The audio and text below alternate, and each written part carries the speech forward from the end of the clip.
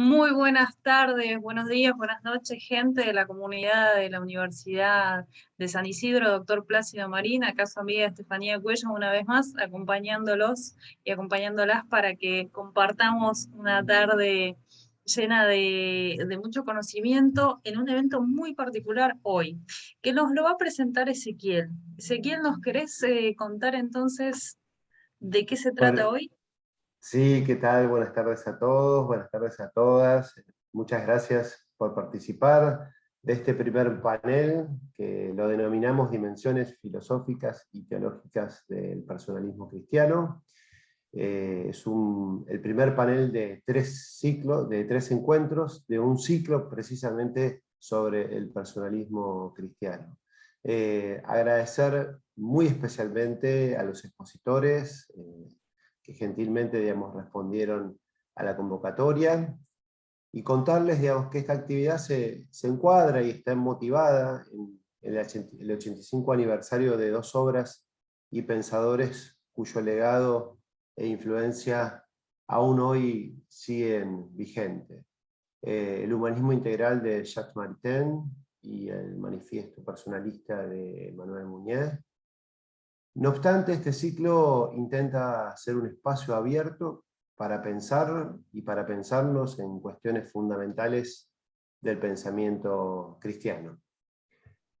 Como nos recuerda en este sentido Francisco, en tiempos donde no siempre el respeto por la persona está puesto en el centro de la ocupación de los hombres, la dignidad de la persona humana es el fundamento de toda vida social y fuente del encuentro comunitario de la familia cristiana. Bueno, simplemente encuadrar el inicio de esta actividad y cederle la palabra al rector de la universidad, doctor Enrique del Parcio.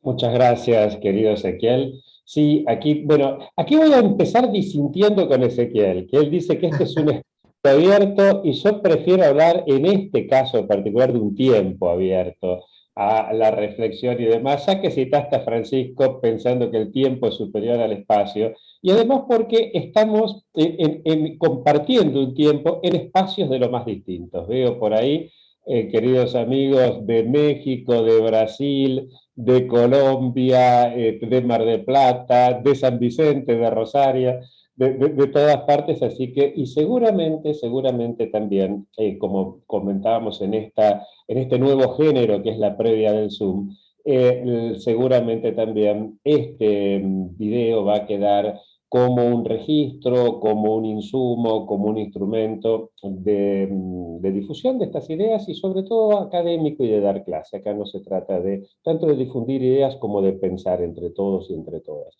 Les cuento brevemente que esto surgió de una inquietud a partir de alguna conversación, y acá cometo una infidencia, como total, como decíamos en la previa, nunca va a ser mucha la gente que vea este video, podemos darnos el lujo de estar hablando entre amigos. Me pasó conversando con algunos colegas de la universidad, más jóvenes, que hablar de personalismo cristiano y que no tenían idea de qué se trataba. Y estamos hablando de la Universidad de San Isidro, que es una universidad claramente enrolada dentro de la Iglesia Católica. Y me llamó la atención esto. Y pensaba, digo, bueno, hablo de Mounier, no se los conocía, hablo de Maritain solamente de nombre, un poco como comentábamos recién con María Laura, a lo sumo un poquito de un Maritain de manual, de esos aburridos y que a nadie le podría interesar mayormente. Y entonces lo converso después con algunos otros colegas de otras universidades y advertimos que el problema es similar. Y claramente el personalismo cristiano, si bien podemos decir que hace 85 años fue un poco el momento liminar con el manifiesto de Mounier, con el humanismo integral de Maritain, pero claramente tiene una vigencia muy grande. Quizás hoy tenga tanta o más vigencia que la que tenía en aquel momento, donde se cernía la tormenta, ¿no? Donde los totalitarismos, tanto de izquierda como de derecha, estaban insectificando al individuo, donde el liberalismo tal como se entendía hasta entonces estaba agotado y donde tampoco había podido dar lugar a una plena realización de todo el hombre y de todos los hombres y de todas las mujeres y de todas las mujeres. De tal modo que ante esa crisis el personalismo cristiano dijo algo, no para los cristianos, no solamente para los cristianos, sino desde el cristianismo. Entonces, este aporte tan interesante, discutible en muchos aspectos, sin duda, pero interesante en cuanto a lo que nos motiva a pensar y por qué había quedado al lado. Bueno, tengo algunas hipótesis acerca del por qué, que todavía no las tengo demasiado elaboradas ni pensadas, pero que intuyo que todos más o menos consideramos que deben ser las mismas. Y que básicamente tiene que ver con que aquellas cosas que realmente valen la pena, muchas veces, no le interesan a aquellos que justamente viven mejor sin ese tipo de ideas circulando, ¿no? Pero no voy a meterme en esto porque ahí ya tendríamos que hablar de sociología política y hoy estamos en presencia de tres personas que vienen del ámbito, claro, de la filosofía, así que de lejos de mí tratar de entrar por otros cauces. Simplemente agradecerles profundamente a María Laura, a Hernán, a Juan Pablo por ayudarnos en este momento de iniciar este ciclo que continuará la próxima semana con otros tres expositores también de altísimo nivel y que contamos con la dicha, con la alegría enorme, por lo menos para la gente de la comunidad de la Universidad de San Isidro, pero estoy seguro que para muchas y muchos de ustedes también, que es la querida presencia de Monseñor Jorge Casareto, que va a cerrar este ciclo.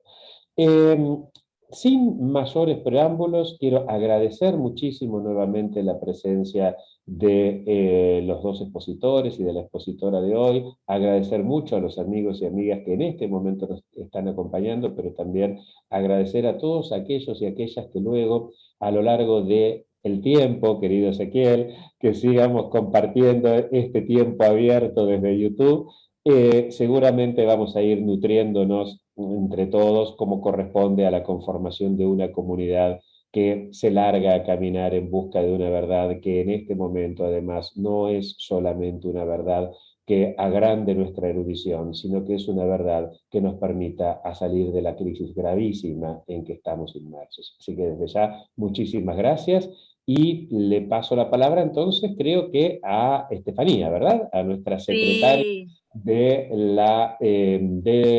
de Relaciones con la Comunidad del Instituto Juan Carlos Escanone de la Universidad de San Isidro. Muchísimas gracias, Enrique. Bueno, también desde el Instituto Escanone saludamos a todos y es un placer poder compartir con ustedes este panel. Yo te quería comentar, Enrique, y a la gente que nos acompaña, que en este primer panel contamos con la presencia de María Laura Picón, de la Universidad Católica Argentina y de la Universidad del Norte de Santo Tomás de Aquino, de Hernán Acosta, del Instituto Superior Sagrado Corazón de Jesús y de la Universidad Católica Argentina, y con la presencia también de Juan Pablo Viola, de la Universidad Católica de Santa Fe, la Universidad FASTA y el Seminario Arquidiocesano San Carlos Borromeo. Con el permiso de quienes nos acompañan, les voy a presentar a la genia de María Laura Picón, a quien yo admiro mucho porque he seguido el trayecto del humanismo cristiano en las facultades de Derecho en la UBA, así que se las presento. María Laura es doctora en filosofía por la Universidad Católica Argentina. Su tesis doctoral fue publicada bajo el título Portavoces de Sabiduría, Filosofía de la Esperanza de Jacques y de Hassan Maritain. Esta publicación recibió en 2008 la mención especial para la faja de honor del padre Castellani. Obtuvo el premio de la Federación Argentina de Mujeres Universitarias por el mejor promedio de las egresadas del año 1996, fue docente en diversas universidades de gestión estatal y privada de la República Argentina y en el extranjero, tanto en ciclos de grado como de posgrado. Actualmente se desempeña como profesora titular de materias del ciclo humanista, y de lógica y epistemología en la Facultad de Psicología de la Universidad Católica Argentina. Participó como miembro activo de la Sociedad Tomista Argentina en el Instituto Argentino Jacques Maritain. Actualmente es miembro colaborador del Instituto Nacional Jacques Maritain de Roma y corresponsal para la Argentina y América del Sur de la revista Notes et Documents. Recientemente publicó en Editorial Sur, junto a Javier Negri, No sé rezar, cartas y otros textos de 1936 a 1943, acerca de la correspondencia entre nada más ni nada menos que Victoria Ocampo y Jacques Maritain. Con semejante hoja de vida, querida María Laura, te escuchamos todos. Bueno, muchísimas gracias. Muchas gracias a la Universidad de San Isidro por la invitación. La verdad que es un honor estar acá. Y un poco la propuesta es pensar juntos, ¿no? Las fuentes del personalismo cristiano a la luz, particularmente, ¿no?, del pensamiento de Jacques Maritain. Y cuando hablamos de personalismo cristiano y de sus fuentes filosóficas, es insoslayable no hablar de una obra que produjo un gran impacto y que sirvió, digamos, de inspiración para muchas organizaciones políticas, sociales, incluso para personas particulares, ¿no?, y para que se despertasen a la acción, como fue Humanismo Integral, Problemas Temporales y Espirituales para una Nueva Cristiandad, ¿no? Esta obra fue publicada en 1936, y despertó las reacciones más apasionadas a favor y en contra, pero lo interesante es que se convirtió en un modelo, ¿no?, que comprendió la vida humana a la luz de principios eternos y universales, que es un poco lo que a nosotros nos interesa ahora destacar, ¿no? Y esta obra nos permite hoy día, en el 2021, también interpretar una correcta actividad social y política fundada en la libertad, la gracia y el diálogo, que son los tres elementos sobre los cuales me gustaría reflexionar hoy, ¿no? Como les decía, 85 casi años, ¿no?, después de la primera publicación de esta obra, tiene mucho para enseñarnos en nuestra sociedad actual, en esta sociedad que es multicultural, y la obra se presenta como una contribución desde una perspectiva filosófica, ¿no?, con esta capacidad de ensamblar lo universal y los valores fundamentales en el ser humano, ¿no?, con una atención viva a las dimensiones, ¿no?, a toda la dimensión humana, atendiendo también a los males actuales, ¿no?, a los males presentes, a las dificultades, a las contradicciones, ¿no?, y a toda la potencialidad también que encontramos. Así que un poco la idea de esta breve reflexión es que rastremos, ¿no?, en esta obra esos elementos para definir algo que me parece crucial cuando pensamos en la sociedad multicultural, una metodología del diálogo que pueda fundarse sobre bases metafísicas y éticas, pero por sobre todo haciendo hincapié en la centralidad del hombre, ¿no?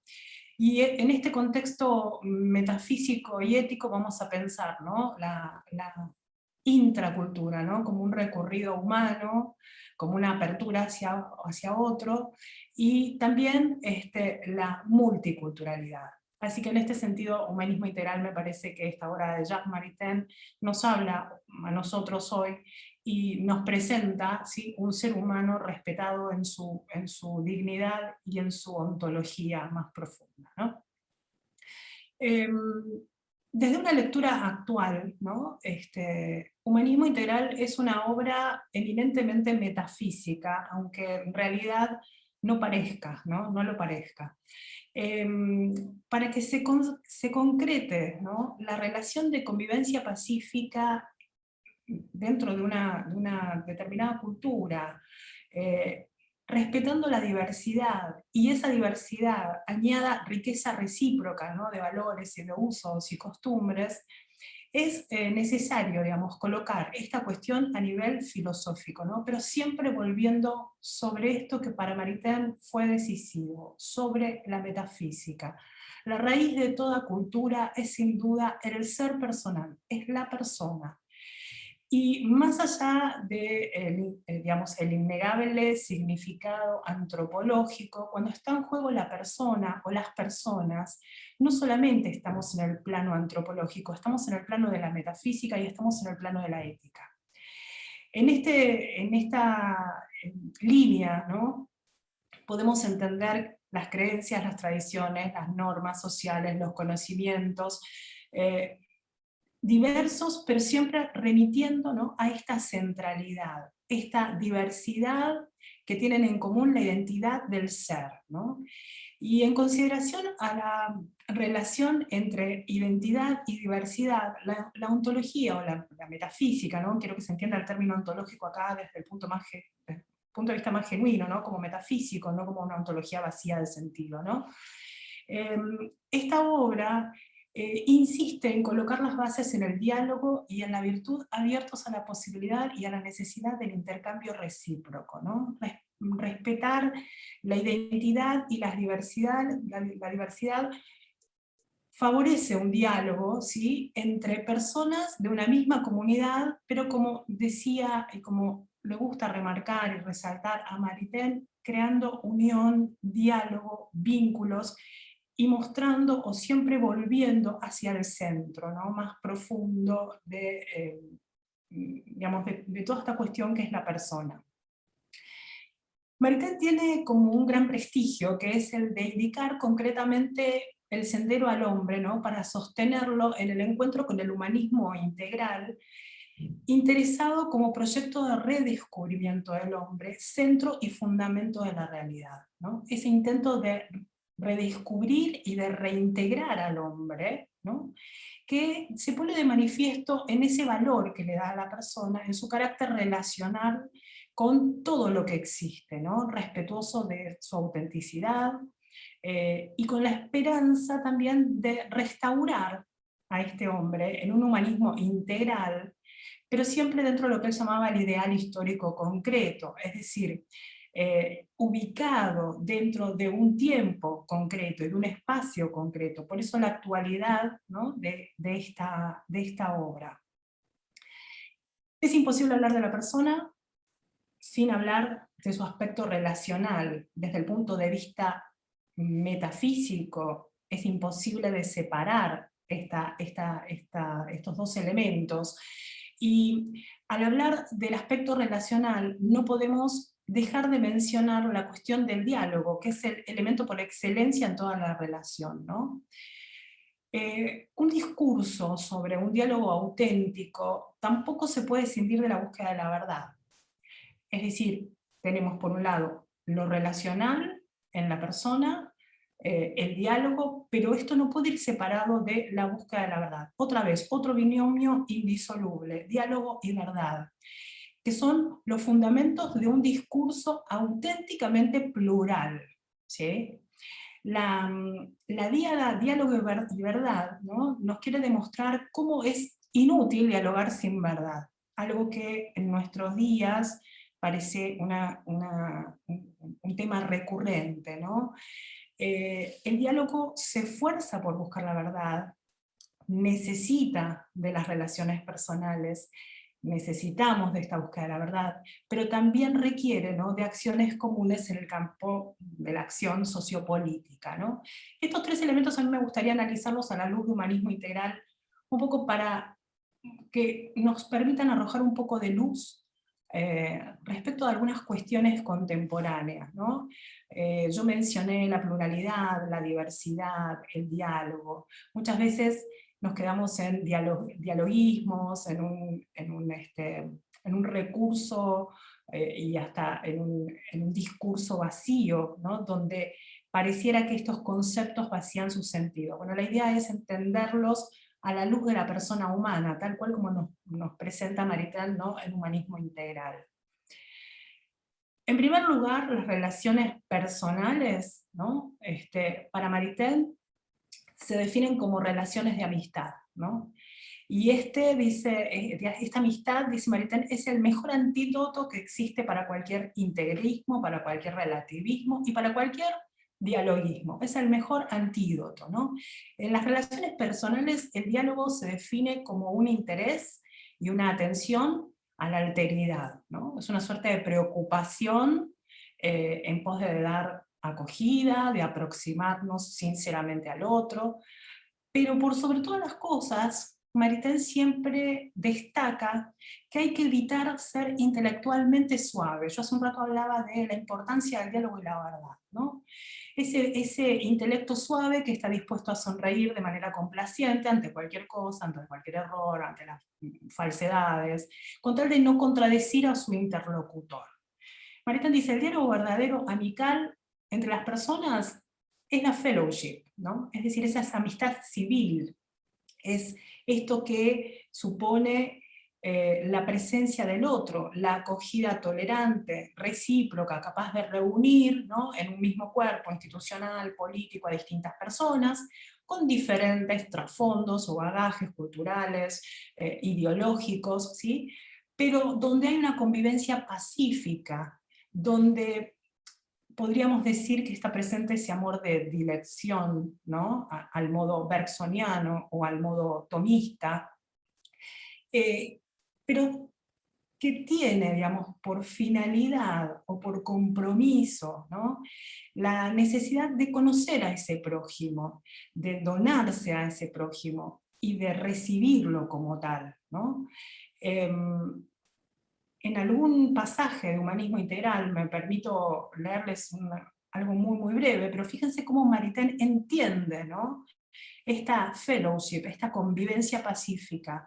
Él dice que no es fácil de traducirla, digamos, del francés, entonces se encuentra esta palabra en inglés, fellowship, como un concepto, ¿no?, que a su juicio integra bastante bien el sentido, y dice, prefiero este término al de tolerancia porque evoca un conjunto de relaciones positivas, evoca la idea de compañeros de viaje que se encuentran reunidos aquí, caminando sobre las calles de la tierra, en un acuerdo humano, con buen humor, con solidaridad cordial, ¿no? Me parece que esta sola frase, ¿no?, ya nos dice mucho. Y es una amistad, digamos, que mejora de alguna manera el viaje hacia el bien común. En última instancia, acá está, ¿no?, ese trasfondo que yo decía, que por un lado es antropológico, que tiene una raíz metafísica, pero que tiene un correlato ético insoslayable, ¿no? Esa amistad civil es la relación humana abierta al diálogo, a la comprensión, como decíamos, ¿no?, al cuidado del otro, una necesidad también de inclusión, ¿no?, de ese otro, de incorporarlo, ¿no?, a nuestra vida, de cara a una convivencia pacífica, ¿no? Y acá hay algo que me gustaría volver a remarcar, y que es que en esta búsqueda, en este camino, tiene que existir, para que haya auténtica relación, auténtico diálogo, una búsqueda intelectual de la verdad, y que se logra por la dureza de intelecto, ¿no? Esta idea, no el intelecto suave, sino el intelecto duro, es decir, el intelecto que es riguroso del discurso racional, gracias al cual el hombre es capaz, ¿no?, profundizando su conocimiento, de escuchar razones e intenciones del otro, pero con una escucha tendiente no a modificar la posición propia o la de otro, sino con miras a enriquecerse con la verdad que cada uno sostiene, obviamente articulando, ¿no?, como dice él, el rol principal el de la diplomacia, ¿no?, y el respeto por sobre todo a la verdad, ¿no?, ese compromiso por sobre todas las cosas a la verdad.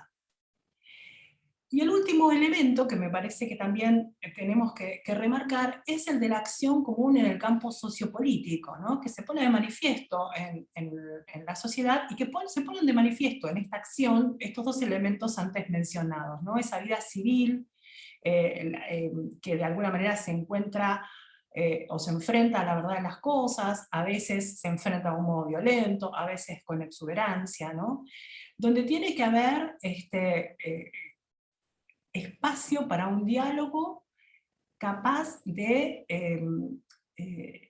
buscar con la razón objetiva, ¿no?, el sentido de las cosas, que de alguna manera ese diálogo cuide las relaciones amicales, ¿no?, de los interlocutores, pero que esté decidido a enfrentar la realidad y asumirla de manera cooperativa, ¿no? Entonces me parece que esta obra de Maritain y el pensamiento de Maritain, ¿no?, centrado en la persona, tienen por sobre todas las cosas, ¿no?, este mensaje para nosotros hoy, después de 85 años, ¿no?, de la publicación de Humanismo Integral, que es justamente empezar a entender el compromiso ético que tenemos, ¿no?, en el diálogo, en el conocimiento, en la relacionalidad, fundado en una auténtica antropología y en una auténtica metafísica, ¿no? Ese hombre nuevo, ¿no? que augura Maritain en humanismo integral, tiene un fundamento ontológico, ¿sí? Y es gracias a ese fundamento ontológico que es capaz de establecer lazos con otros, de generar amor y fuerza responsable, ¿sí? Ese amor que lo vuelve una persona abierta a los otros, en relación con el otro, ¿sí? Hoy nosotros en nuestra actualidad podemos mencionar que la globalización ha contribuido, ¿no?, a aumentar desigualdades, no sé, se pueden haber violado derechos, se provocan aumentos y nuevas pobrezas, ¿no? Pero otra vez, ¿no?, esta humanidad en su multiplicidad, en su pluralidad, ¿no? En vez de expresar las negatividades, ¿cómo podría volver, ¿no?, sobre ese fondo común, ese ser, ¿no?, común, que es el que fundamenta ese diálogo, obviamente trabajoso, complejo, ¿sí?, pero tendiente a resaltar y no negar a la persona humana y a su relacionalidad, ¿no? Para Maritain, como dije, hoy en día tendríamos la necesidad, ¿no?, de redescubrir un poco estas cuestiones, no de descubrirlas, pero sí de volverlas a pensar, ¿no?, a la luz de nuestra actualidad. Creo que la obra de Maritain, Humanismo Integral, es una obra que tiene muchísimo para decirnos a nosotros hoy, en nuestro siglo XXI, que nos permiten en sus páginas redescubrir cuestiones muy profundas, plenas de significado para la construcción de la civilización, del amor, de la paz, ¿no? Y de alguna manera, siguiendo los testimonios, por ejemplo, de Maritain o de Mounier, ¿sí?, no solo poder dar voz a reflexiones filosóficas, sino también a cuestiones que en el campo de la acción, ¿no?, de la acción política, de la acción social, se juegan en los ámbitos de la economía o de la política, y que requieren de este testimonio de paz, ¿no?, a través de nuestras vidas y de nuestros compromisos, y que cuando esto no está presente los costos son muy altos, ¿no? El mundo de hoy es el lugar en el que estos hombres pueden dar un sostén cultural, ¿no?, muy importante para la construcción de esa ciudad del amor, si quieren, esa civilización plena, amical, ¿no?, que pensaron, pero siempre volviéndonos sobre estas cuestiones, para que los discursos no sean vacíos, para que el intelecto no sea suave, ¿sí?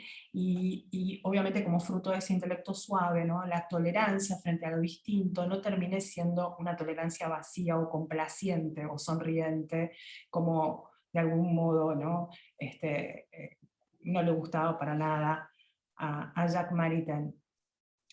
Simplemente mostrarles o presentarles estos elementos para no extenderme demasiado, e invitarlos a que hagan una relectura, ¿no?, de Humanismo Integral, no como una obra del 1936, sino como una obra que tiene mucho para decirnos a nosotros hoy en el siglo XXI, en un montón de áreas y de aspectos, ¿sí?, que tienen que ver con esto, ¿no?, con volver a centrarnos en la persona, en el momento donde este otro es evidenciado como un otro yo que camina la misma senda de mi vida, mi compañero de ruta, cambia, ¿no?, me parece, el tono, digamos, de toda esa relacionalidad. Muchas gracias. Muchísimas gracias, doctora María Laura Picón, un lujazo para los que hemos trabajado siglo XX, muchas gracias. Bueno, nuestro evento continúa, ahora lo quiero invitar a compartir con nosotros al padre Hernán Antonio Acosta. Hernán Antonio Acosta es sacerdote de la diócesis de Morón, es vicario de la parroquia San Judas Tadeo en Ituzaingó, licenciado en Teología Sistemática por la Universidad Católica Argentina, profesor de Historia y Ciencias Sociales del Instituto Superior Sagrado Corazón de Jesús, profesor de filosofía en la Universidad de Morón, en la carrera de Trabajo Social, profesor de teología del Instituto Superior Monseñor Raspanti y director del Departamento de Investigación de Catequesis y Teología. Es encargado del archivo histórico del Obispado de Morón, así que otro lujo que tenemos este día. Adelante, Hernán. Bueno, muchas gracias. La verdad que para mí es un gusto, agradezco a la universidad esta posibilidad, sobre todo de hablar de una figura de Manuel Munier que me apasiona y lo descubrí hace poco, cuando empecé a dar filosofía 3 en la carrera de Trabajo Social, que es ética. Mi obispo ahí me dijo, por eso me llamó la atención esto de Enrique, que dijo que no es conocido, me dijo, ¿y vas a hablar de Munier? Y yo le dije, mira, escuché algo, pero bueno, y estábamos encerrados por la pandemia y devoré las obras de Munier, me hizo mucho bien, no solo su pensamiento, su filosofía, sino también su espiritualidad, ¿no? y su mística cristiana. Yo lo digo sin temor, Munier era sin lugar a dudas un místico, y también tiene sentido que continúe a lo dicho por María Laura, porque bueno, eran amigos con Maritain, así que es una gracia. La intención mía hoy es hablar porque el testimonio, la vida de Munier es tan rica, pero la otra vez conversé en la UCA, que creo que por ahí llegué acá, me parece, Ezequiel. Bueno, me quedé tanto en la vida de Munier que apenas llegué a donde quería ir. Así que hoy dije, Hernán, centralizate en una cosa y quiero poner a Emmanuel Munier en diálogo con el pontificado de Francisco, con el magisterio social de Francisco, lo cual también, un poquito, bueno, supongo que después escucharé a Monseñor Casareto, tengo ese gusto, pero hablan también de la vigencia, ¿no? del pensamiento muneriano, porque hay partes en las que uno lee a Munier, o al revés, lee a Francisco y vos decís, está citando a Munier. Y no es así. Por eso voy a ver si puedo, a ver, porque yo con la tecnología soy bastante compartir. Preparé algo para hacer esto un poquito más didáctico. A ver si puedo. Ahí se ve bárbaro.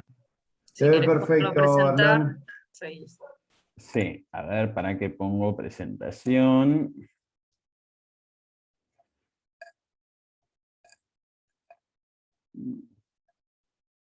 Momento, ¿eh? Ahora sí. Y empecemos con esto. Yo estuve escribiendo algo sobre la mística en Munier, y obviamente siempre hay alguien que ya escribe algo sobre lo que uno piensa. Bueno, no en este caso sobre la mística, pero sí esto que decía recién, de la sintonía entre Munier y Francisco, y encontré solo este dato en Vida Nueva, en la revista de PPC, digamos, de la editorial, de este filósofo Torralba, que me gustó. No se trata de llegar a apresuradas conclusiones, pero existen profundas afinidades entre el personalismo comunitarista de Emmanuel Munier y el magisterio social del Papa Francisco. Si vemos la fecha de la publicación del artículo, es el 11 de abril del 2014, y claro, Torralba no imaginó que se venía al año siguiente Laudato Si, y después en el 2020 Fratelli Tutti, que ahí ya las coincidencias son asombrosas, ¿no? Asombrosas. Y Francisco precisamente toma la cuestión de la casa común, pero sobre todo centraliza la cuestión en que no solo es un tema ecológico, sino también social, y que la raíz del problema es humano, ¿no? De la persona humana, y creo que por eso también después vino tan bien Fratelli Tutti en esa búsqueda de la fraternidad y la amistad social. Ahora, yo me pregunté, ¿por qué hay un fundamento? ¿Por qué dicen cosas tan similares? Y en este sentido, la influencia del cristianismo en Mounier es clave para mí, ¿no?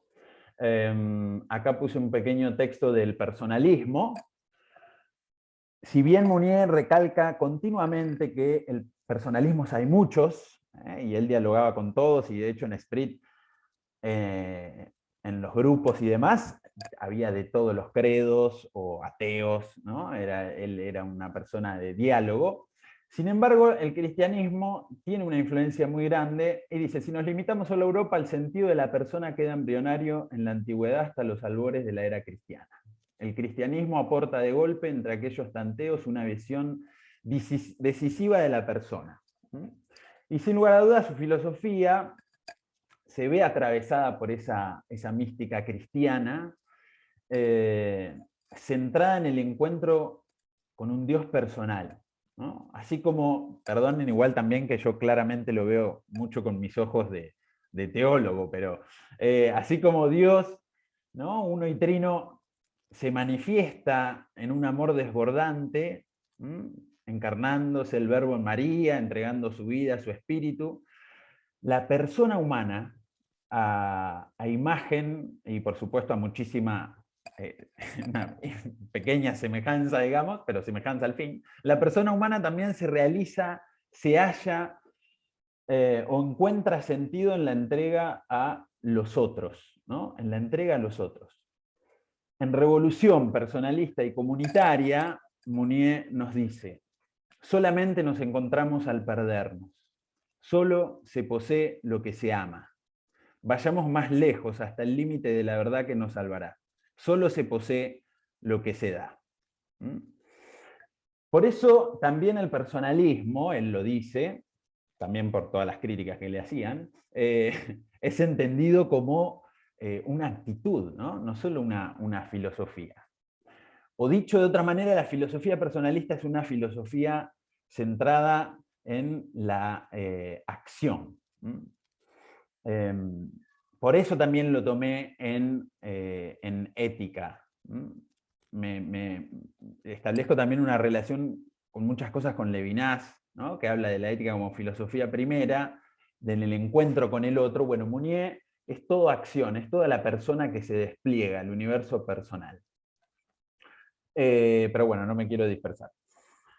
Lo cierto es que hay una influencia clara del cristianismo en esa noción de persona, y hace también que su visión ontológica, y acá vuelvo a la misma coincidencia con María Laura, de lo que entendemos por ontología, sea dinámica, ¿no? Sea dinámica como la vida trinitaria, que sea un desborde de amor, que sea entrega a los demás, ¿no? ¿Qué es? ¿Para qué existimos? Mounier, esta es mi frase favorita de Manuel, casi se podría decir que solo existo en la medida en que existo para los otros. Y en última instancia, ser es amar. Mounier, para mí esto es muy llamativo en cuanto a su ontología, la consideración de la existencia del ser personal, esta que es puramente dinámica, pura acción, pura entrega, ¿no?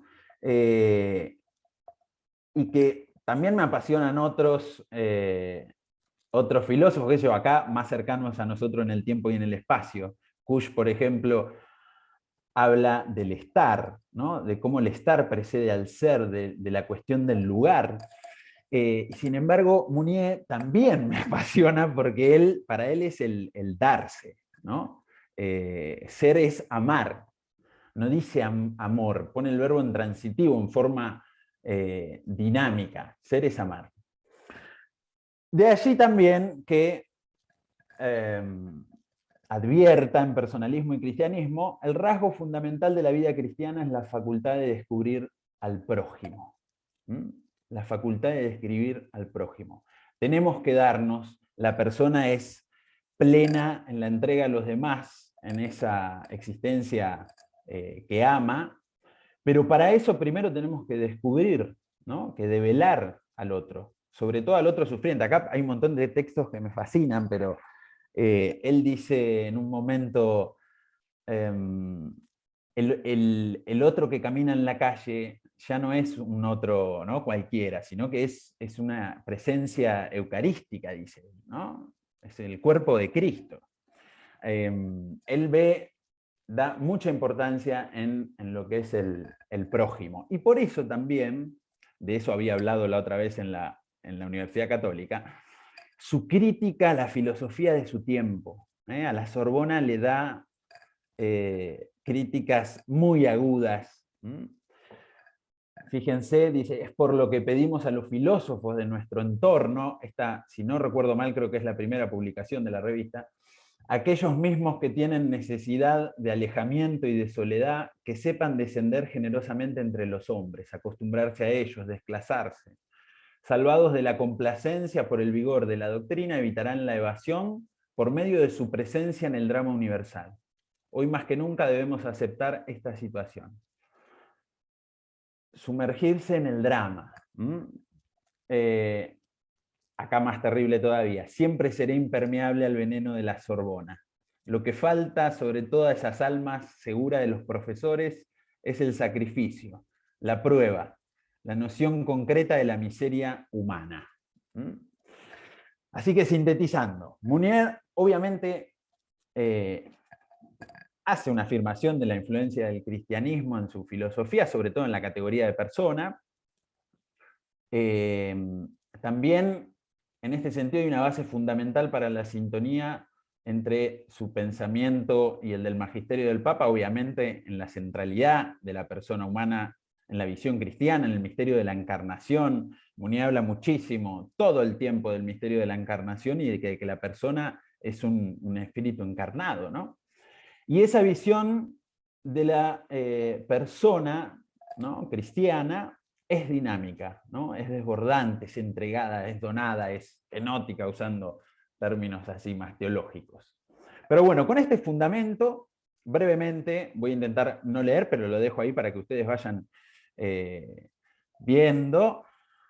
Tomé 7 puntos de coincidencia entre Mounier y el Papa. El primero, la persona como absoluto. Mounier, y por lo cual lo critican, no define persona. Entonces le decían, ¿cómo pueden armar una filosofía que se llama personalismo si no hacen una definición de persona? Bueno, y él decía que la persona es un absoluto, no con A mayúscula, obviamente, sino que se refiere a que cualquier conceptualización que se quiera aplicar sobre la persona la cosifica. Una definición solo puede mostrar un aspecto de la existencia. Y por eso la cita que puse ahí, del personalismo, ¿no? Cada persona es única, no es un objeto estático. De hecho, él dice es una fuerza dinámica liberadora. La persona solo se libera liberando. Y el Papa, obviamente, con toda la tradición de la Iglesia, también remarca que la persona es única. Es un ser único, con una historia única y con únicos rasgos, lo que le da un valor absoluto.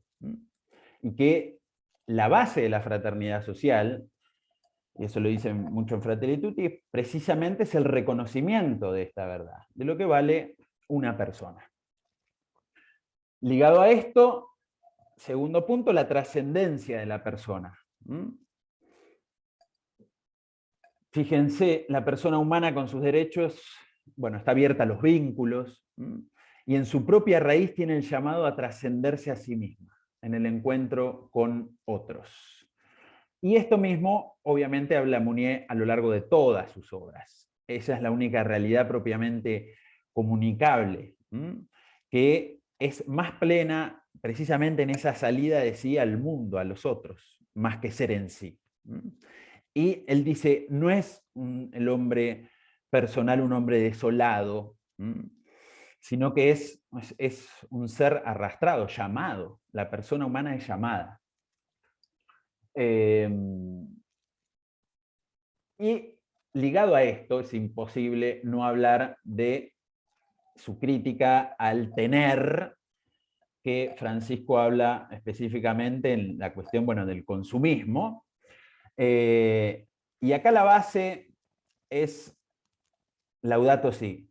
Brillante Francisco cuando habla del antropocentrismo descentrado, ¿no? El hombre está en el centro, el ser humano, pero fuera de eje. Bueno, Mounier hablaba, y con Maritain, porque también eran en esas reuniones que tenían los domingos seguramente, él hablaba del desorden establecido, del peligro, el peligro que se da para la persona en un capitalismo que es sumamente consumista, que hace que el hombre se encierre en un egoísmo, que vuelva sobre sí mismo y que no mire al otro, al prójimo, que no lo descubra, que no lo revela.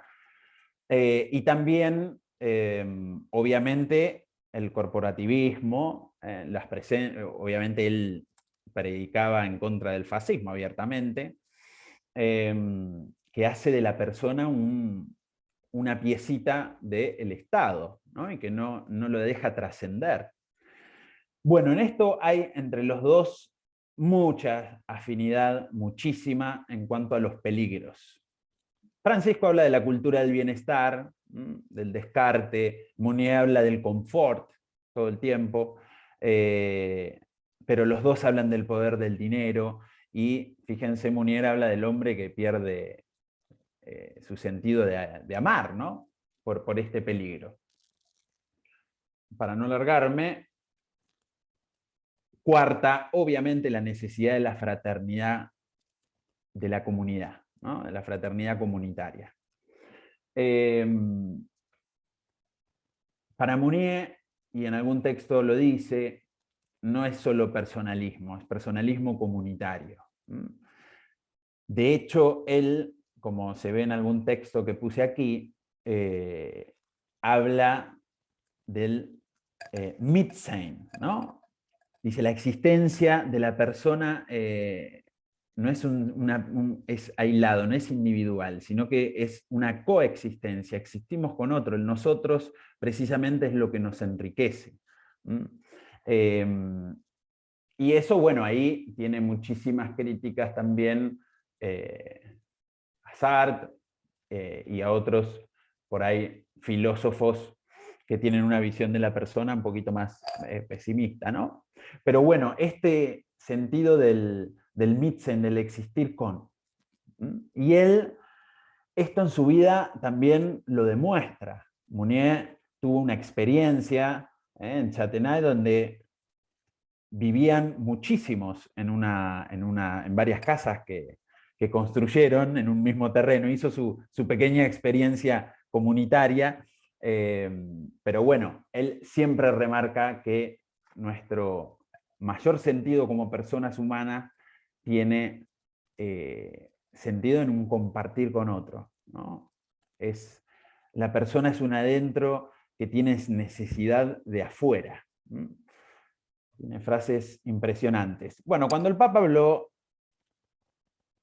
en ese día memorable que estaba solo en San Pedro, ¿no? Y después dijo, bueno, nadie se salva solo, todos estamos en la misma barca. Bueno, fíjense, Mounier dice exactamente lo mismo, nadie alcanza su salvación totalmente solo, la persona aislada no es nada. La comunidad, por supuesto, no es todo, porque recordemos que la persona tiene un valor enorme, absoluto, pero sin embargo es necesario de la comunidad. Quinto, el peligro de una iglesia hermética. Francisco habla de la iglesia en salida, no al aislamiento, sí a la cultura del encuentro. Mounier obviamente habla también de la salida de sí. Hay muchísimas coincidencias en este sentido. Y Mounier en su época hacía una crítica a la cristiandad. En esa época todavía usaban ese término, que hoy por ahí ya no es el mejor, pero, y de hecho escribe Cristiandad difunta. Es un texto espectacular, durísimo también, que es precisamente esos cristianos que se cierran sobre sí mismos, ¿no? Y que no sienten el sufrimiento del otro. Esto que criticaba a los filósofos, bueno, más todavía lo hace como católico dentro de la Iglesia, y precisamente él refiere a no involucrarse en ese desorden establecido, no buscar la forma de revertirlo. La Iglesia, por supuesto, él habla de que la Iglesia es eterna, pero como, digamos, va cambiando de pieles, podríamos decir, ¿no? Es una Iglesia que se va renovando, la cristiandad difunta va a dar nacimiento a otra. Y todo el tiempo él marca la necesidad precisamente de encontrarse.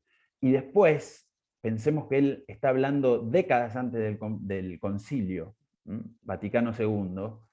Es impresionante las menciones, ahí puse algunas, pero de que la Iglesia no puede dialogar. En un momento dice, perdió el diccionario, ¿no? Sus gestos no inducen a nada. Bueno, esto es genial porque Francisco en ese sentido remarca la necesidad de que su lenguaje y sus gestos deben transmitir ¿qué? Misericordia, para penetrar en el corazón de las personas. Y esto está muy, muy de la mano con la búsqueda de una mística, de una espiritualidad contemplativa en la acción. Francisco todo el tiempo nos habla de tocar la carne sufriente. Prefiero, recuerdan una iglesia accidentada, ¿no? pero en salida, no encerrada sobre sí. Bueno, correr el riesgo de encontrarnos con el rostro del otro. Mounier, en este sentido, también habla de que la vocación del cristiano es su presencia carnal en el mundo. Y está esa frase hermosa de Revolución Personalista y Comunitaria: la verdadera contemplación está hambrienta de caridad. Y en este sentido, Francisco continuamente habla de evitar una actitud así pietista, ¿no? Somos llamados a vivir la contemplación, pero también en medio de la acción, y sobre todo de buscar la promoción social. Y termino porque no sé cuánto tiempo voy. Séptimo, la audacia, ¿no? Francisco esto a los jóvenes lo dijo en su carta, y también lo dijo en Río de Janeiro: bueno, espero lío, ¿no? No quiero una iglesia que salga a la calle, que evitar estar encerrada en nosotros mismos. Ahí está lo de la iglesia accidentada. Y bueno, Mounier esto lo tenía muy claro también, de que, fíjense, dice, no queda otra en la actualidad que ser rebeldes. El cristiano se halla situado de golpe en la cima del heroísmo, un riesgo a cada minuto. Y hay que seguir el Evangelio. Solo nos queda ser cristianos a cuerpo descubierto, dice. Pero bueno, esto de nuestro ser encuentra sentido en la entrega a los demás. Y por eso es necesaria la búsqueda de la fraternidad, de sobre todo el diálogo en comunidad, y más aún la Iglesia, con todo el misterio de la encarnación, tiene que encarnarse y preocuparse también de los que sufren, ¿no? De los heridos.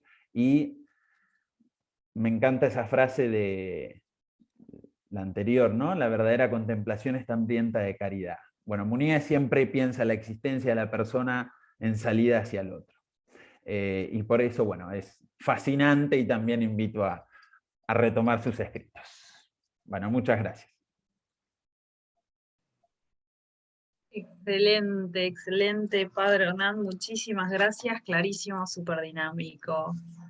Todos que queremos tener clases de filosofía así. Te quedaban 3 minutos igual. Bueno, así que si querés, dejás de compartir mientras voy presentando a nuestro próximo orador en este panel, que es un lujazo. Así que te voy a pedir... si pones dejar de compartir, ahí está, excelente, buenísimo. Bueno, que se vaya preparando Juan Pablo. Les presento un poco quién va a hablar ahora. Nuestro último orador de esta tarde es Juan Pablo Viola, doctor en Filosofía por la Universidad de Navarra y profesor de Filosofía por la Universidad Católica de Santa Fe. Ha realizado estancias de investigación en la Pontificia Universidad de Madrid, invitado por el profesor Miguel García Baró en la Universidad de París-Sorbonne, bajo la dirección de Daniel Cohen-Levinas, y en el Instituto Católico de París, invitado por el profesor Emmanuel Falk. Se especializó en filosofía antigua, filosofía moderna y fenomenología husserliana y francesa, en particular en la filosofía del filósofo Emmanuel Levinas, sobre quien realizó su tesis doctoral. En 2017 fue contratado como profesor a tiempo completo por la Universidad de Piura, en Perú, donde dictó clases de grado y posgrado de las asignaturas de Ética, Filosofía de la Persona y Realidad y Conocimiento. Actualmente dicta clases en la Universidad Católica de Santa Fe, la Universidad FASTA y el Seminario Arquidiocesano San Carlos Borromeo de la Diócesis de Rosario. Realiza tareas de divulgación del saber filosófico a través de artículos de interés general para la revista online Humanum, en donde ya ha publicado más de 30 artículos, y en la publicación institucional Be Brave de la Universidad de Navarra. Así que, querido vecino, yo también ando por Rosario, la palabra es vuestra. Bueno, muchísimas gracias por la presentación.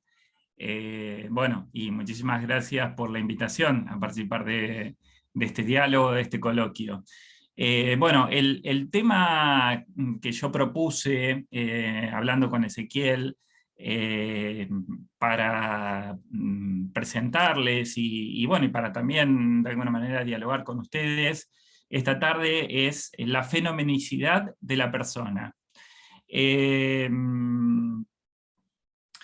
Bien, en este sentido, en relación, digamos, a mis dos oradores predecesores, María Laura y Hernán, debo decir, digamos, que el tema que yo propongo es un tema un poco más metafísico. De todas maneras, bueno, podríamos decir, un tema que se acerca más a los planteos de personalistas del tipo de Karol Wojtyła o de Wittgenstein, ¿no? Que se centran más en la filosofía del sujeto o en la persona, digamos, como sujeto. De todas maneras, la filosofía política de Levinas y los temas políticos de Levinas están implícitos. Bueno, y después, digamos, de que yo termine de exponer, si les interesa, podemos tratar de dilucidar también un poco esa cuestión. También me es grato escuchar a Hernán hablar de Mounier y de, bueno, estas afirmaciones como existo para los otros o nuestro ser encuentra sentido en los demás, que son afirmaciones que evidentemente Mounier seguramente dialogó con Levinas, con quien se conocía. De hecho, Levinas publica un artículo en su revista Eprit, no recuerdo exactamente bien el año, pero bueno, evidentemente ellos se conocían, y Emmanuel Levinas, bueno, es un filósofo cercano, digamos, al pensamiento, por lo menos, del gran Emmanuel Mounier, del gran personalista Emmanuel Mounier. Si bien el texto que yo presento no es totalmente levinasiano, bueno, está inspirado en él porque es el autor que mejor manejó.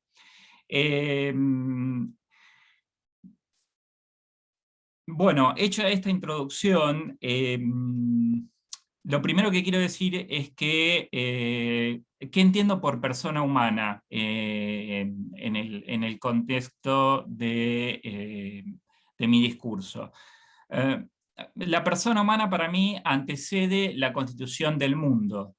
En ese sentido, y haciendo la distinción levinasiana entre metafísica y ontología, la persona se encuentra en el ámbito, podríamos decir así, de la metafísica.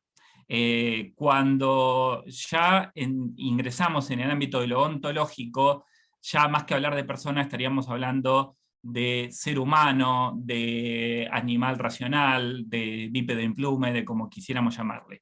Es decir, ya, según Levinas, estaríamos objetivando a la persona. En este sentido, ¿por qué Levinas intenta pensar lo que significa, digamos, ser persona antes de la constitución del mundo? Porque para él la persona se revela y en cierto sentido, originariamente, no se muestra. Como alguien con... y cuando digo que se revela, quiero decir que se revela como alguien con quien puedo entrar en una relación ética, que en terminología levinasiana significa precisamente filosofía primera o metafísica. Bueno, en esta hay que hablar, precisamente si decimos que la persona se revela y que en cierto sentido no se muestra, tenemos que tratar de pensar o de dilucidar qué quiere decir, qué quiere decir hacer experiencia del otro, en particular hacer experiencia de la persona. Y en ese sentido tenemos que, bueno, hacer una investigación o una dilucidación de lo que significa precisamente el término experimentar, que en Levinas va a tener una significatividad muy especial, porque precisamente contra Husserl y contra toda la corriente cartesiana racionalista, y también, digamos, anglosajona, empirista, la experiencia para Levinas no es ni intencionalidad, es decir, ni objeto de una conciencia, ni tampoco es precisamente captación de hechos, digamos, sensualismo. Para Levinas la experiencia es pasividad absoluta. Entonces, podríamos decir que hablar de experiencia en Levinas es hablar de experiencia en términos, la experiencia sería un término impropio.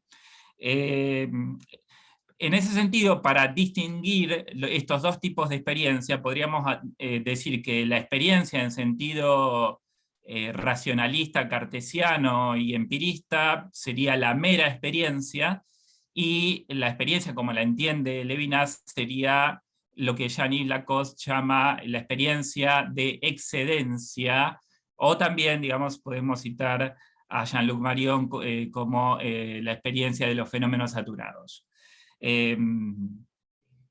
Precisamente las experiencias que se dan, precisamente los fenómenos que se dan a esta experiencia no sensualista y no intencional, no son hechos a la manera de, precisamente, de objetos. Objetos en el sentido kantiano, si ustedes quieren, o en el sentido husserliano. Sino que son precisamente lo que podríamos llamar protofenómenos.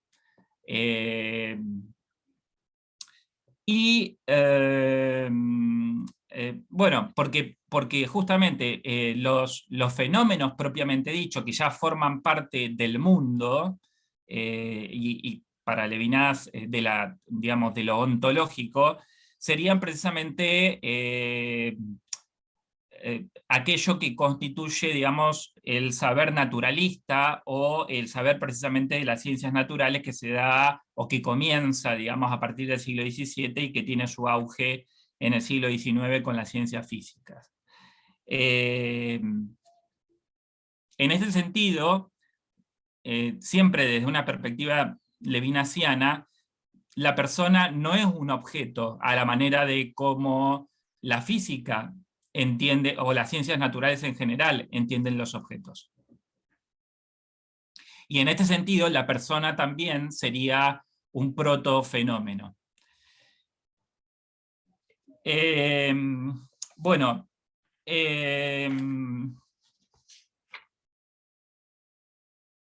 respecto de uno de los temas fundamentales de la filosofía de Levinas es precisamente el tema de la experiencia del otro. Y en ese sentido, bueno, aquí anoté y retomo precisamente lo que dice Mounier, digamos, ¿no? De que existir es existir para los otros. Precisamente esta es una de las grandes conclusiones de Levinas en su famoso libro del año 74, de otro modo que cero más allá de la esencia, en donde él define precisamente al otro como precisamente, y a toda alteridad como ser para el otro. Digamos, incluso él llega a llamar, digamos, al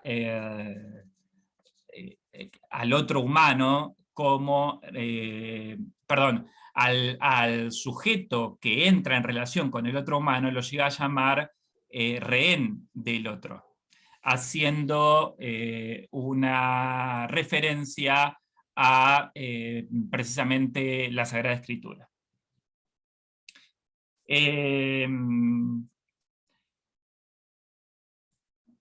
Bueno, esto ya lo dije. Bueno, de las protoexperiencias de las protoexperiencias o de los protofenómenos de los que habla Levinas, podríamos mencionar varios, digamos. Sin embargo, digamos, yo aquí voy a acotarme solamente a dos de ellos. La primera experiencia sería la de la corporalidad, la primera protoexperiencia o experiencia de excedencia sería precisamente la corporalidad. Que para mí es un tema muy importante porque precisamente este tema es un tema que lo piensa Levinas en relación, o contra, mejor dicho, sí, en relación, digamos, contra Descartes y contra Husserl, que sigue precisamente la tradición cartesiana. Porque, bueno, con la tradición cartesiana se inaugura un dualismo que hace perder la unidad que existe entre cuerpo y alma, para hablar en una terminología clásica, pero no solamente eso, sino que una de las cuestiones que más molestan, digamos, a Levinas y que más le hacen ruido, digamos, a su filosofía, es precisamente la puesta en duda de la corporalidad. Mientras que para Levinas no se puede pensar la experiencia de la persona sin la corporalidad. Porque para él la apertura del hombre a la existencia no es la intencionalidad cognoscitiva. Yo no necesito, digamos, demostrar que mi cuerpo existe como un objeto, porque precisamente, dice Levinas, yo ya me encuentro encarnado, yo ya me encuentro posicionado en la existencia. En ese sentido, Levinas rechaza la interpretación del cuerpo a partir de la experiencia interna de las sensaciones, de las que habla Husserl, particularmente cuando Husserl hace el análisis de el cuerpo como Körper y Leib. No sé si están familiarizados con esta terminología de la fenomenología husserliana. Para Husserl, el Körper es el cuerpo físico, el cuerpo objetivable, el que puede, digamos, el que uno estudia, digamos, en fisiología médica, y el Leib es el cuerpo vivido. Lo que pasa que para Levinas el cuerpo vivido digamos, necesariamente es intencionado, digamos, tiene que ser, digamos, es decir, la vivencia que yo tengo del cuerpo no escapa al ámbito de la cognoscibilidad. Y precisamente, como Levinas pretende elaborar un discurso preontológico, es decir, antes de un discurso de tipo lógico, o sea, Levinas no es irracionalista, esto lo voy a aclarar de entrada, ni tampoco pretende salirse del ámbito de la filosofía, pero sí, sí quiere elaborar un discurso, o mejor dicho, sí, elaborar un discurso no lógico, sino ético, y darle precisamente prioridad a este discurso. Es decir, no negar el discurso lógico, sino precisamente reposicionarlo, podríamos decir así, o darle otra prioridad. En ese sentido, siguiendo, digamos, con el tema de la corporalidad, para él el cuerpo es pura sensibilidad. Y en ese sentido, el cuerpo se opone precisamente a la razón, permitiendo de este modo el acceso precisamente a la alteridad. Porque para Levinas la alteridad tiene que ser entendida en términos no ontológicos. Es la manera, el cuerpo es la manera en la que el hombre se empeña en la existencia, es la manera como el hombre se pone. El cuerpo no es instrumento, símbolo o síntoma de la posición, es la posición misma. Y aquí cito a Levinas: la espiritualidad del cuerpo no reside en el poder expresar lo interior, en virtud de su posición, lleva a cabo la condición de toda interioridad. No expresa un acontecimiento, es él mismo ese acontecimiento. Y en uno de sus libros, digamos, considerados de sus primeros escritos, El tiempo y el otro, Levinas hace una comparación entre la cuestión de la corporalidad con lo que él llama el término de lo femenino, en donde lo femenino no es la mujer de carne y hueso, sino que es una categoría que él utiliza precisamente para expresar la alteridad de lo corporal. Bien, de ser necesario después podríamos volver sobre este tema, no me quiero extender mucho más. La segunda experiencia de excedencia experiencia heterónoma o protofenómeno del que habla Levinas, es el más fundamental, es precisamente el protofenómeno del rostro. El tema del rostro, los que alguna vez han leído a Levinas precisamente estarán familiarizados con esta temática, está estrechamente ligado a la noción de infinito que Levinas retoma y resignifica precisamente de Descartes. Como todo buen francés, siempre, bueno, hay que volver a Descartes. Pero precisamente lo que él hace es resignificar el concepto de infinito. Y para Levinas,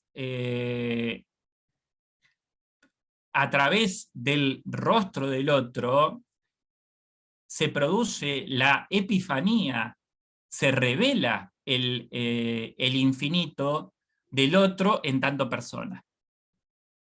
En este sentido es que, como decíamos al principio, la persona no es objetivable ni es conceptualizable, porque precisamente lo infinito no puede ser conceptualizable. Pero, como va a decir Levinas en su famoso libro de Dios que viene a la idea, lo infinito puede ser pensable, no categorizable o no, no categorizable en sentido kantiano, no objetivable en sentido naturalista o en sentido husserliano, pero sí puede ser pensado, por ejemplo, digamos, como diría García Baró, como misterio, como ya decía Gabriel Marcel en su momento, y García Baró lo retoma como misterio. Es más, el infinito sería, en el rostro del otro, una misteriofanía.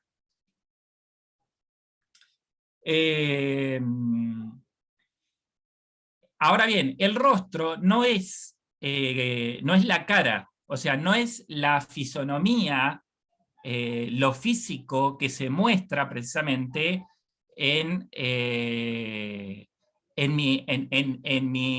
mi aparecer como ser humano. Porque si precisamente yo puedo hablar de una nariz, de unos ojos y de una boca, ya no estaría hablando de un rostro, porque precisamente estaría objetivando eso que se me aparece. Y el rostro precisamente no se presenta, no se aparece, sino que el rostro se revela. Y aquí vamos a otro tema importante, que es el tema del lenguaje. ¿Por qué? Porque cómo se revela el rostro precisamente de manera lingüística. Y aquí volvemos sobre el tema precisamente de la ética y de precisamente la salida de la ontología o la originariedad, digamos, de la ética con respecto a la ontología. Porque, digamos, ¿en qué sentido el rostro, desde un punto de vista ético, es primario, originario, o más originario que mi ser humano, digamos así? En el sentido de que el rostro es palabra que se da, palabra que se revela, palabra que comparece incluso. Y ahora bien, no es, digamos, cuando decimos palabra, ojo, hay que tener cuidado, y cuando hablamos de lenguaje, no hablamos del lenguaje indicativo, del lenguaje de los objetos. Hablamos de un lenguaje también ético. ¿Y qué significa lenguaje ético? Significa que el rostro del otro, cuando me habla, ¿qué es lo que me dice? El rostro del otro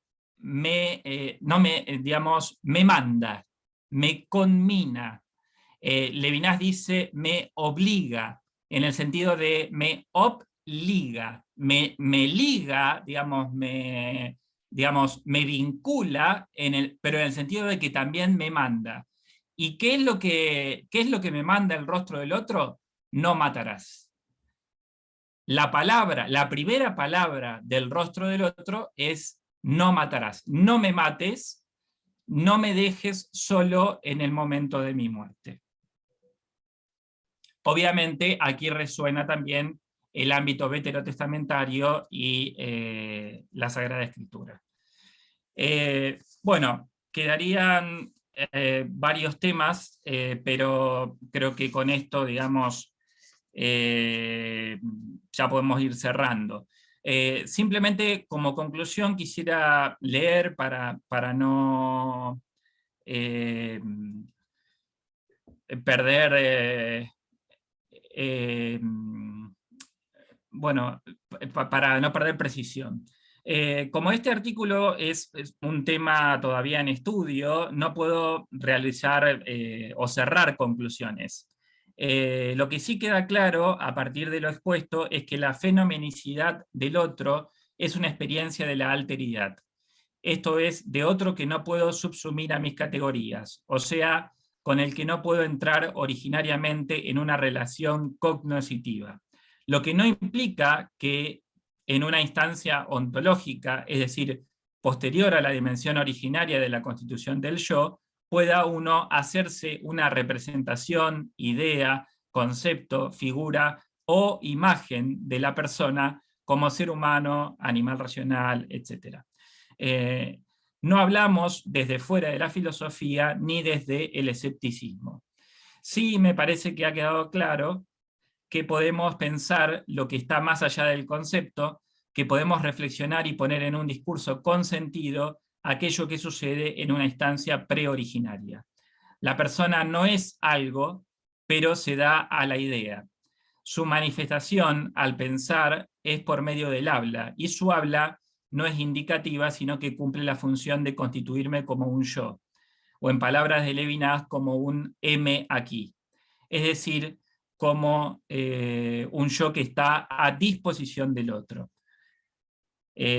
O como dice Levinas de modo hiperbólico, un yo que es rehén del otro.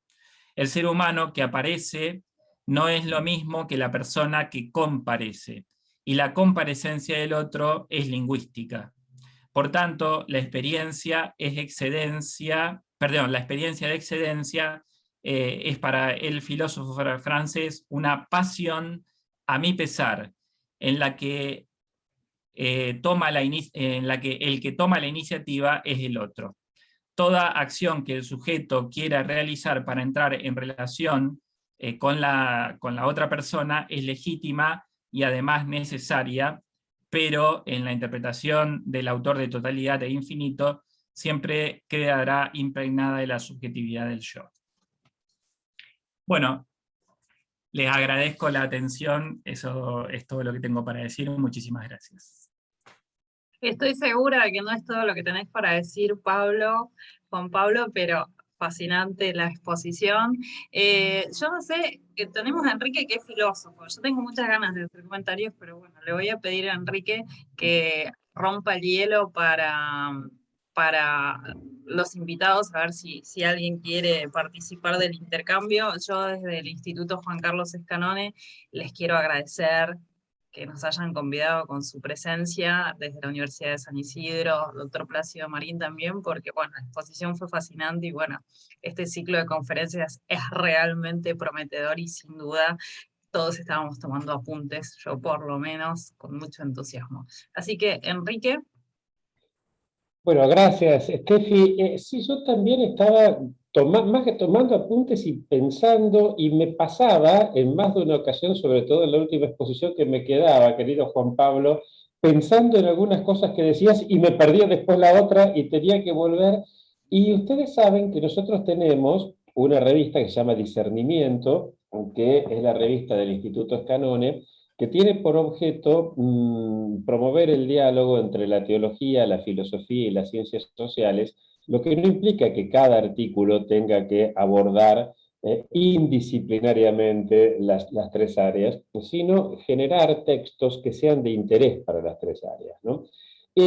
Y nosotros estábamos, ya antes de arrancar hoy, veníamos pensando con Ezequiel que sería fascinante sacar un número especial, acá tenemos además a una de las secretarias de redacción de la revista, sacar un número especial sobre este tema, con ustedes, justamente con las ponencias de ustedes, cuando ustedes puedan, ¿no? No es que les vamos a pedir que el mes que viene nos manden el texto, pero realmente hoy creo que esto que pensábamos, ¿no?, como una posibilidad, me animo a proponerlo ya como una propuesta concreta. Realmente las tres exposiciones dan mucho para pensar.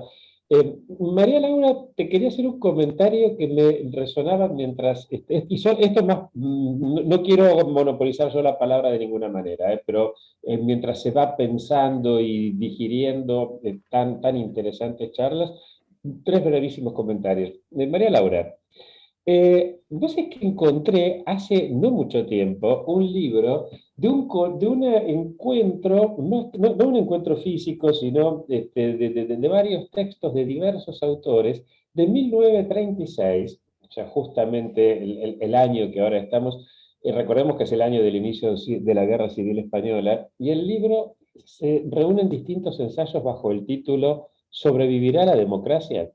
Ensayos compilados por Walter Lippmann. En general eran todos muy escépticos. Y por las razones que vos apuntabas, sobre todo al final de tu exposición, Maritain tenía esperanza. Y la historia muestra que, bueno, después de Maritain vino el horror, ¿no?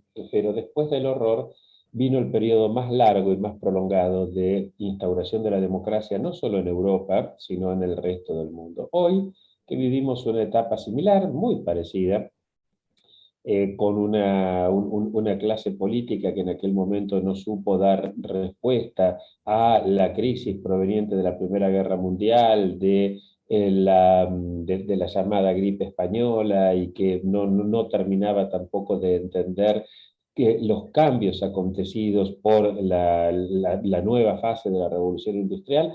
Bueno, esa clase política, que fue denunciada por Mussolini como un cadáver putrefacto y decadente por aquel Mussolini que decía: prefiero vivir un día como león y no 100 años como oveja.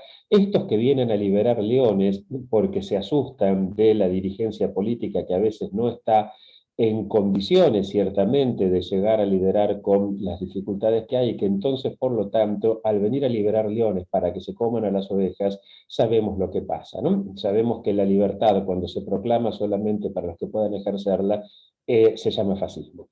Si no parte la libertad de pensar desde los de abajo, justamente. En este sentido, me resonaba mucho, ¿no?, lo que vos estabas planteando. Hernán, te quiero contar que la semana pasada fue aprobado por el Ministerio de Educación la creación de la carrera de Trabajo Social en la Universidad de San Isidro. Y mientras te escuchaba, me gustaría que en algún momento pensáramos juntos, pues muchísimas de las cosas que vos dijiste, aunque no lo hayas mencionado, esa lectura combinada de Munier y Francisco, seguramente tu experiencia, tanto en el territorio como en trabajo social, te iba llevando a esto, ¿no? Y entonces ayudarnos a pensar un perfil de un trabajador social que no sea ni el voluntario que va a la parroquia o que va a la ONG y que le damos un diploma, ni el militante que también le damos un diploma, que no sea ni el voluntario ni el militante, aunque conserve la llama del militante y la pasión del voluntario, pero que sea ante todo un profesional serio, riguroso, y para esa seriedad y ese rigor me parece que muchas de las categorías que vos estuviste usando son realmente indispensables. Y, querido Juan Pablo, no me voy a meter contigo porque nos daría para una charla larguísima acerca, entre otras cosas, bueno, estaba pensando, ¿no?, en esta noción tomada de Levinas de cuando todo el cuerpo se vuelve rostro, y de lo profundamente judío y por lo tanto, bajo cierto aspecto, profundamente universal, que tiene la lectura que vos haces del concepto de palabra en esto. Realmente me pareció de una riqueza, da para pensarlo, para releerlo, no solamente para volver a escucharte, sino para volver a leerte. Realmente mil gracias por estas exposiciones, pero bueno, estas son solamente las primeras resonancias, y me gusta la palabra resonar porque tiene más que ver con el escuchar que con el mirar, ¿no?, con el observar, que es cartesiano y fálico, y tiene más que ver con el escuchar, que tiene que ver con un sentir pensar más cercano al Kush que citaba Hernán. Queridas amigas y amigos que están participando del chat. Perdón, Enrique, si te puedo robar un minutito de la palabra. Por supuesto, yo ya me callé. Ah, muy bien, muy bien, muy bien. No, yo quería, digamos, subirte la apuesta con relación a la revista especial o a los artículos especiales, digamos, que nos gustaría sacar con respecto, digamos, a esta actividad que estamos haciendo, ¿no? En el sentido, digamos, de también hacer un ejercicio de poner en diálogo precisamente, ¿no?, todos estos principios, postulados y categorías, digamos, que tanto hablaba María Laura como Hernán, para poder dialogar, digamos, con un mundo contemporáneo, el mundo de la posverdad, ¿no?, el mundo, digamos, postmetafísico, que descarta de alguna manera, digamos, esas categorías, ¿no?, implícitas, ¿no?, que que nosotros, digamos, como cristianos, reconocemos como categorías fundamentales y básicas y condiciones de posibilidad para entablar el diálogo, ¿no? Estoy pensando, digamos, en Heidegger, estoy pensando en Nietzsche, y estoy pensando, digamos, en todo lo que tiene que ver, digamos, con el pensamiento llamado posmoderno, ¿no? Cómo ponernos en diálogo, ¿no? En función de lograr este encuentro con el otro, pero que sea un encuentro fraterno, un encuentro productivo, y no un enfrentamiento de ideas, ¿no? Así que bueno, nada, era como redoblar la apuesta y quizá poder, digamos, hacer juntos ese ejercicio de decir, bueno, ¿cómo dialogo, ¿no? Con este mundo, o como decía Hernán, digamos, con una cultura que hoy no ve en la persona ese valor, ¿no? Y ese significado, incluso trascendente, ¿no? que vemos hoy nosotros los cristianos, y que tomamos, ¿no? Herencia, digamos, obviamente, digamos, de muchos de estos autores que fuimos mencionando. Así que bueno, esa es mi invitación. ¿Te parece que le pongamos al ciclo como título "Verdad mata posverdad"? Está bueno, está bueno, está bueno.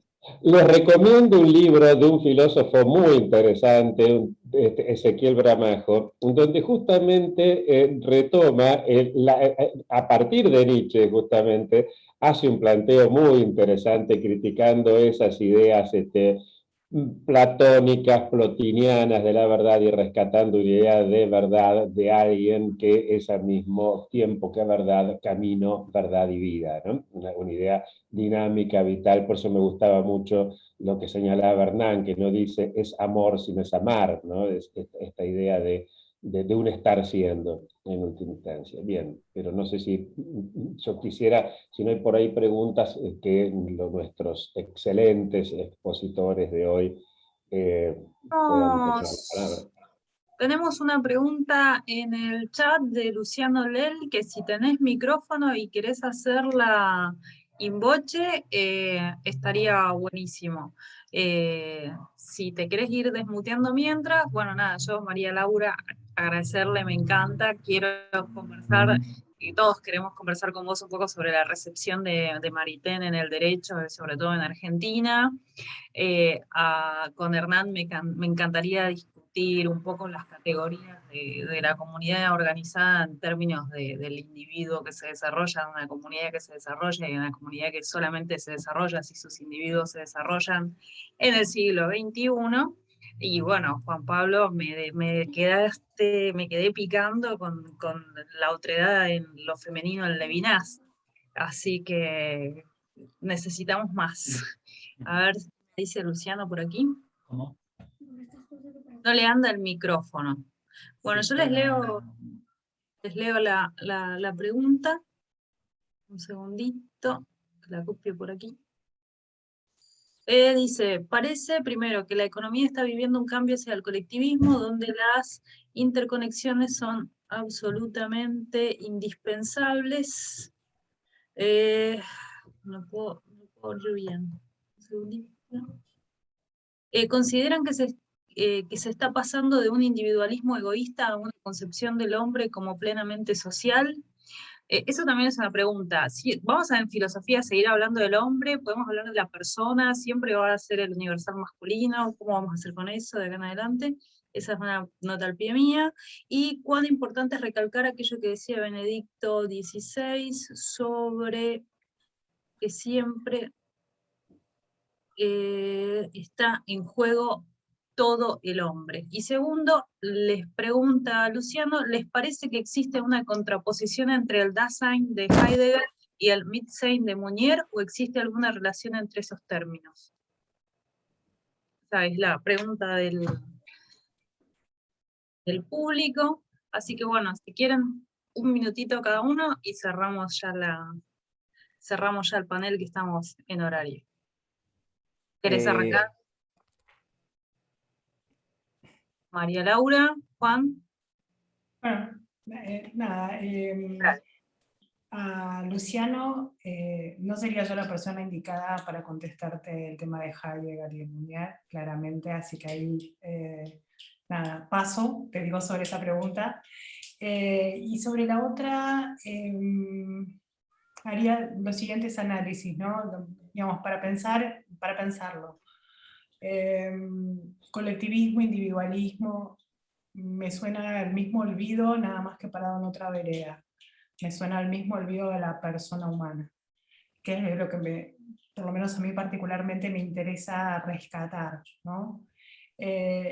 Y sí, me interesa rescatarlo en los términos también de Benedicto XVI, ¿no? O sea, es la totalidad del ser personal la que se juega acá, ¿sí? No un aspecto. Y me parece que quizá, como bien marcadas, en la actualidad a veces, ¿no?, se enfatiza uno u otro aspecto, olvidando, ¿no?, esta idea de totalidad, ¿no?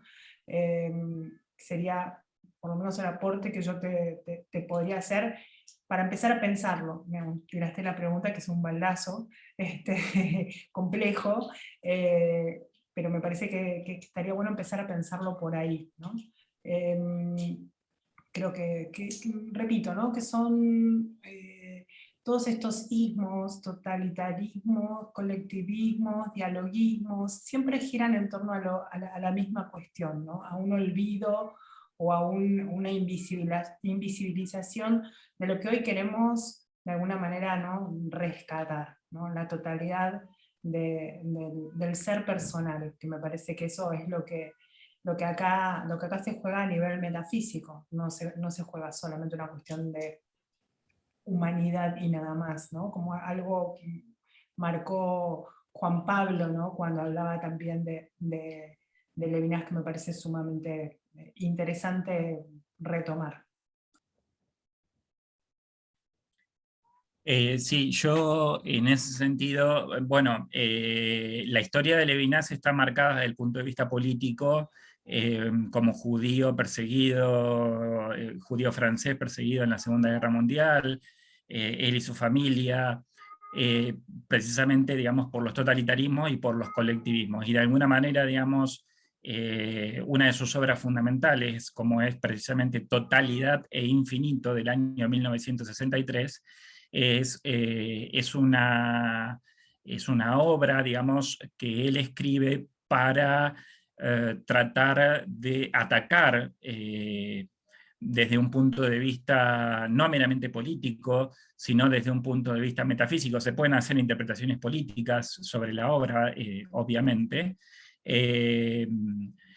pero para atacar desde un punto de vista metafísico todo totalitarismo, todo fascismo, sin caer precisamente, como decía María Laura, en otros ismos, en el individualismo, por ejemplo. Porque justamente, digamos, como ya lo dije, y esto es un punto de encuentro con Emmanuel Mounier, con el comunitarismo de Emmanuel Mounier, para Levinas ser es ser con otros. Perdón, no con otros, no es Mitsein, sino ser para otros, digamos. Y como yo lo dije también en mi exposición, para Levinas incluso se puede llegar a ser, porque en tanto, una de las cuestiones fundamentales que hay que entender de la obra de Levinas es que contra la modernidad, Levinas lo que hace es tratar de pensar precisamente a la persona, no que se hace a sí misma, sino que a la persona como hecha por otro, digamos. Es decir, esto es precisamente contra la modernidad desde Descartes a Husserl. Y entonces la persona, en tanto hecha por otro, en tanto, digamos, dependiente de una alteridad, es precisamente la persona creada. Y la persona creada, bueno, esto tiene toda una serie de resonancias, no solamente judías, sino también cristianas, pertenece, digamos, a un pueblo, a una comunidad, y ahí, digamos, precisamente comienza toda la filosofía política de Levinas, que fundamentalmente como para mencionarlo, se funda, digamos, en el concepto de justicia, Pero bueno, la idea es esta, o sea,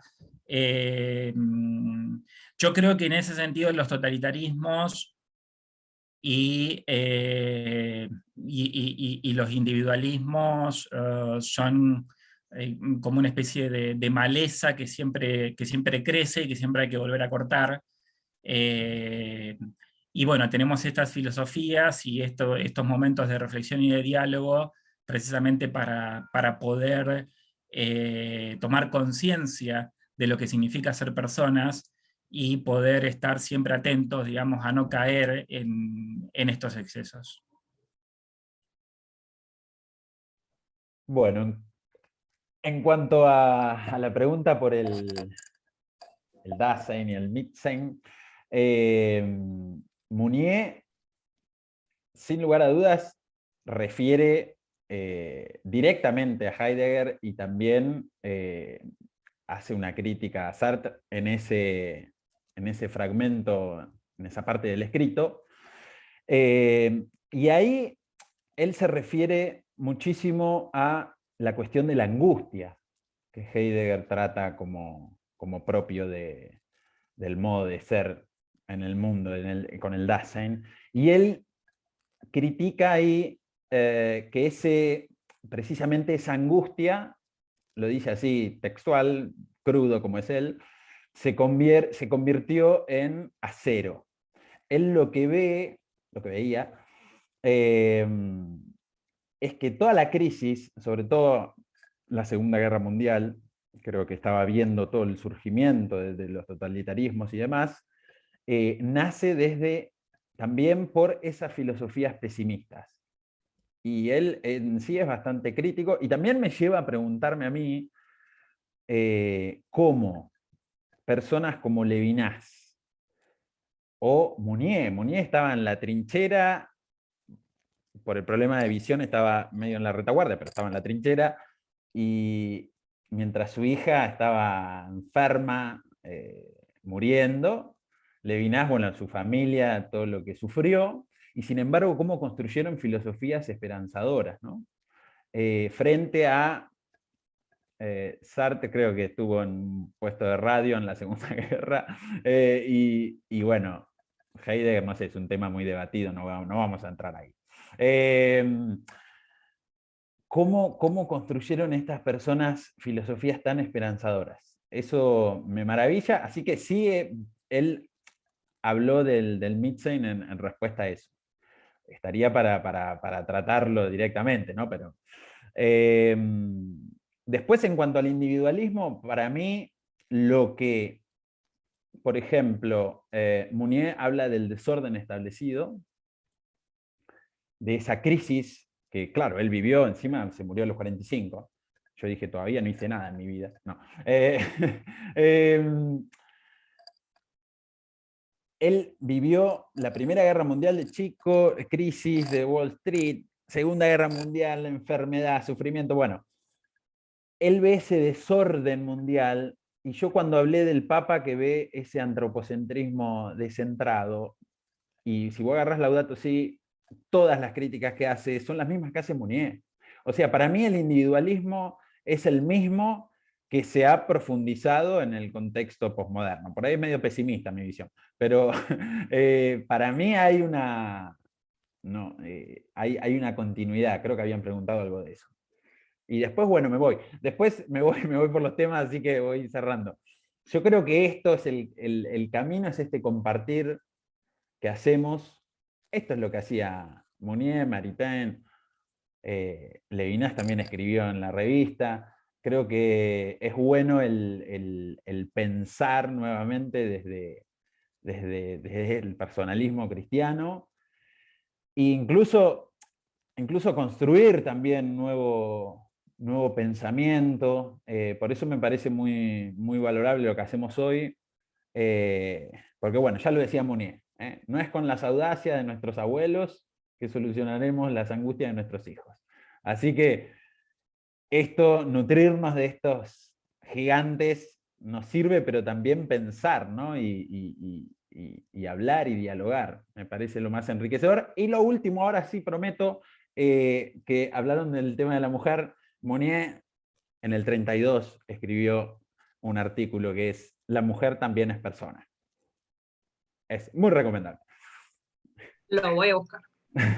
Muchísimas gracias, Hernán, María Laura, Juan Pablo. Bueno, solo nos llegan felicitaciones por el chat, así que bueno, si les parece, por la hora cerramos, pero quedemos en contacto. Por favor, hagamos este número especial de discernimiento, sigámonos pensando. Y bueno, la Universidad de San Isidro es la casa de ustedes. Muchísimas gracias a todos. Muy buenas noches. Muchas gracias. Muchas Chao, buenas gracias, noches buenas a todos. noches. Muchísimas gracias. Chao, gracias. Hasta Chao, luego. chao.